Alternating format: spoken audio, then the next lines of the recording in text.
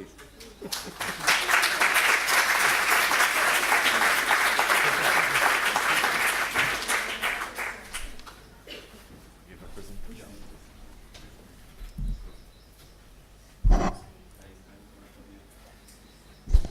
always like following him.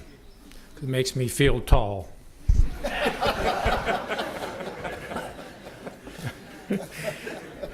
Before I start and give you my little presentation, I want to give you a little background so you know where I'm coming from. I'm in applied sports psychology. That's what I do. That's what I've been doing for 40 years. And what I want to do today is talk a little bit about the applied side. I think it's very important for the young people in here. Applied sports psychology is very rewarding. It's been rewarding for me for my entire career. And I want to talk about what the great ones do. What do I mean by that? And I'm not talking about just sport people. I'm talking about, as Gershon was talking, I not only work with athletes, I work with lawyers, I work with medical doctors, musicians. Do all of you work with different people that perform? All of us perform in some fashion. As a teacher, you perform, don't you? As a lecturer, I'm performing now, right? Hopefully well, okay? But this is what I found through a career. This is what the great ones do. And when I first started my career was in the 70s. And Gershon mentioned this. What was the big thing in the 70s? Oh, let's find out what kind of personality the great performers have. Well, they all have personalities. I can tell you that, but they're all different. We couldn't find the great personalities. But what we did find was some character traits through the years that I've been looking.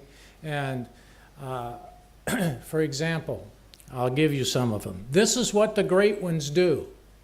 And I got this from coaches and from research as well. They play forward. What do I mean by they play forward?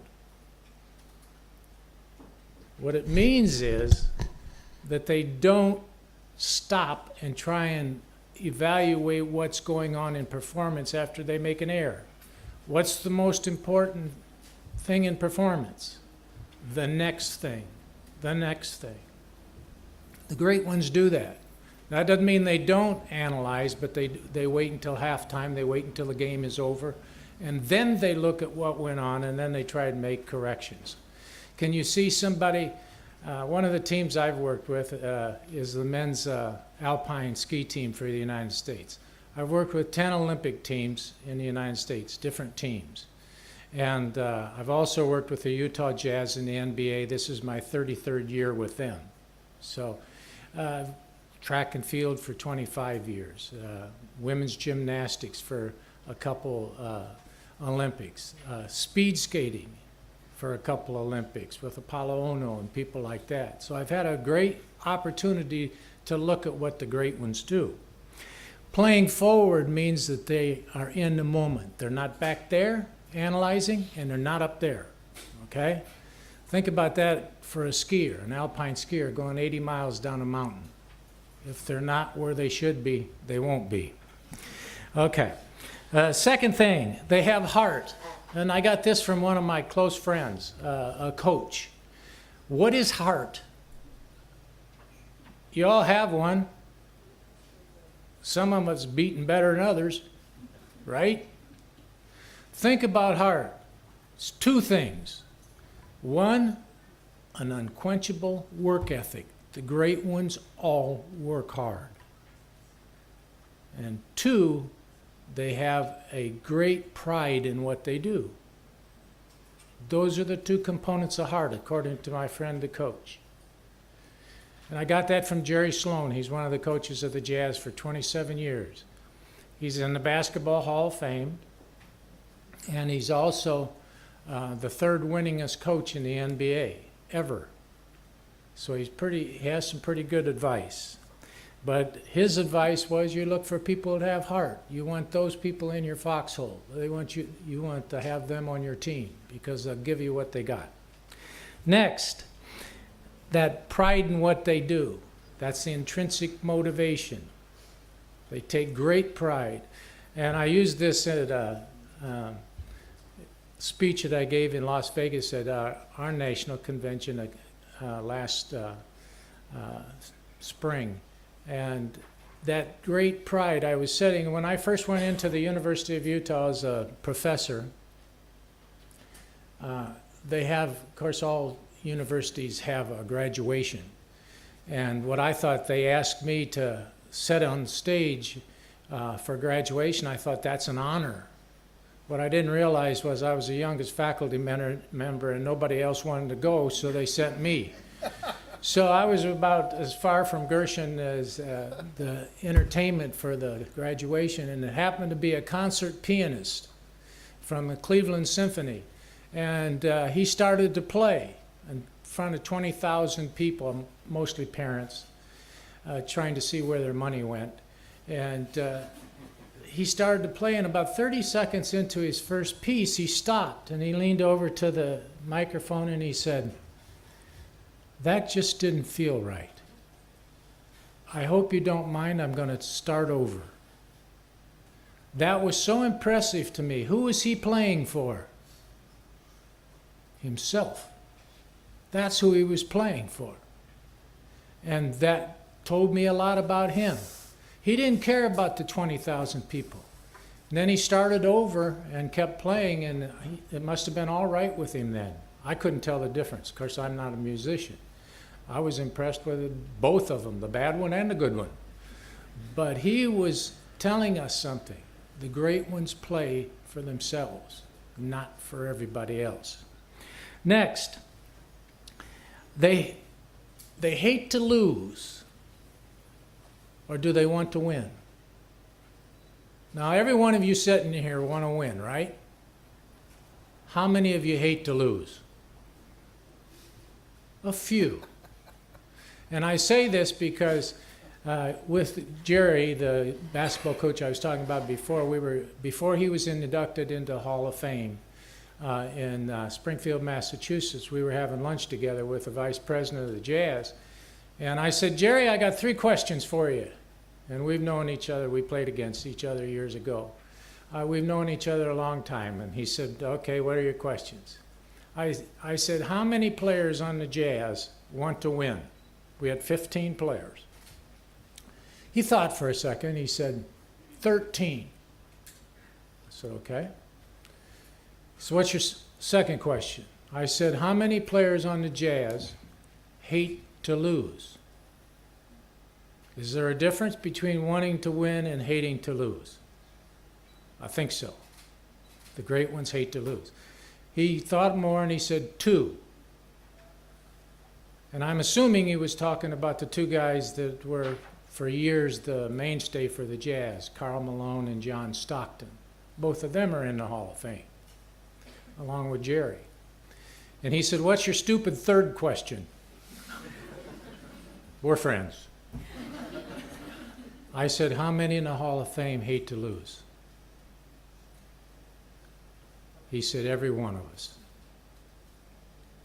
That's another characteristic, I think, of the great ones. They do not want to fail. Next characteristic, I think, is also important. I do a lot of testing. When Julie and I get home in a week and a half, I'll be going to Chicago, and I'll interview probably 50 to 60 different NBA players that come in for the combine from around the world, because that's how I do the testing, I do the interviewing for them, and then I make recommendations who would fit into our group and so forth. I give them 2 tests. I'm kind of big on psychometric tests. One's a competitive style profile that tells me, do they hate to lose? Do they want to win? These types of characteristics. And the second one is a learning style inventory. Why would we want to know how they learn? Because most coaches coached the way they coached or were coached. And what we try to do, if we're going to invest millions of dollars, the average salary in the NBA is $5 million. All of you make that as professors, I know. But if we're going to work with somebody, we need to know how they learn best, don't we? so that the coaches can work with them so that they can pick it up right away. And so that learning style test, those were two tests, the competitive style and learning style, that Bruce Ogilvie and Don Green established years ago in the United States. So we need to see if they have a fear of failure. Because if they fear failure, they're not going to be as good as they can be. I had a basketball player call me once after a game against San Antonio. This was our big center. I won't use a name. It was about 1 o'clock, and we were in bed, and I answered the phone, and he said, "Doc," he said, "I'm scared to death." I said, "About what?" The kid had just got 22 points and 20 rebounds. I said, "How can you be afraid of that? That's one of your best performances ever." He said, "Yeah, but the coaches will think I can do that every night." Fear of failure. You want the people that have no fear of failure. Except the great ones use failure as a motivator. They'll come back extra. I'll use Karl Malone as an example. He used to score more on the road than he did at home. I said, "Karl, how do you do that?" He said, "I just love to upset all the other people's fans." Okay? Sounded right to me. They have no fear of success. The great ones don't fear success. They look forward to success. Next, they have a killer instinct. Does that sound bad? Does anybody know what a killer instinct is? Do any of you have it? What that means is they give you 100% the whole time. They don't take time off. When two teams show up to play, they show up to compete for the duration of the contest, don't they? And if they do that, if they have a killer instinct, that means they play the entire time that the game is going on. They don't take time off. They're very resilient.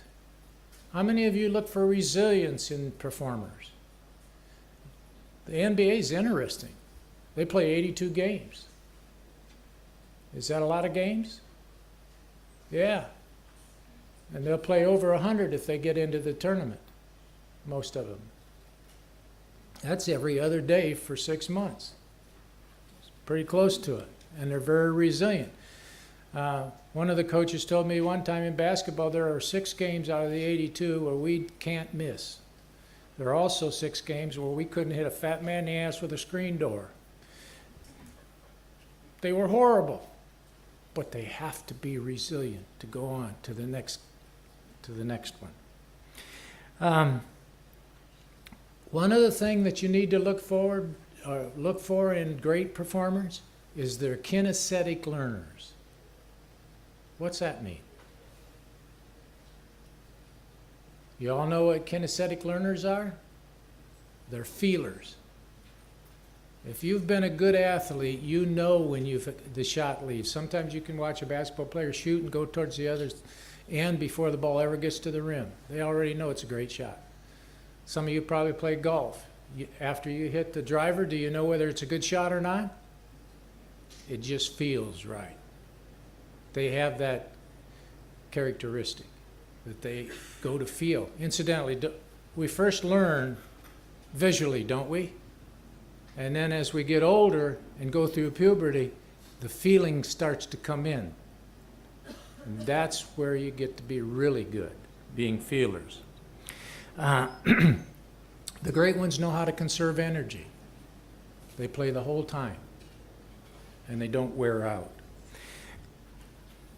This is going to be an interesting one. The great ones do a lot of self-rewards. I use that technique when I'm working with people. Self-reward. How many of you, when you make a mistake, beat up on yourself? Oh, I suck. I'm horrible. Feel sorry for me. Oh, poor me. Right? I once had a doctoral student do that. I always asked a question. I had 42 doctoral candidates that I supervised in my career. I'd always ask a question I knew they couldn't answer. It told me a lot about them.